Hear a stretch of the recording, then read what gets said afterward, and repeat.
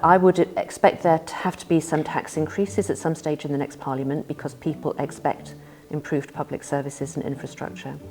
And I would expect there to have to be some more public borrowing.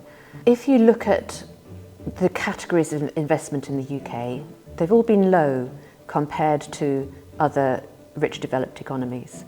Part of that is government investment in infrastructure, but also in health and education. And that people feel is limited by what's called the fiscal headroom in the economics jargon. How much can they afford? How much borrowing do they think they can afford to do? And how much might taxes go up instead of borrowing? The concern I have about that is that if you think because of limited fiscal headroom you can't invest in things that enable long-term growth, you get into a kind of doom loop. Growth won't happen, the fiscal base will shrink even further.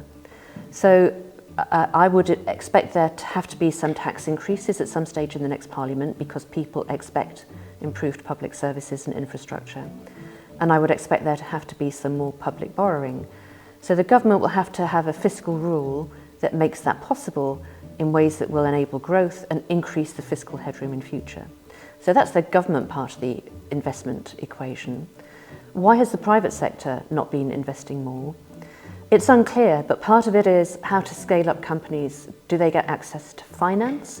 And compared to the United States, it's much harder for startups to raise money at the time when they want to grow beyond the startup phase, or the scale-up phase. But there's also a lot of uncertainty. If you're investing in something long-term involving technology or energy, you want to be sure that the government's not going to change the rules of the game down the line.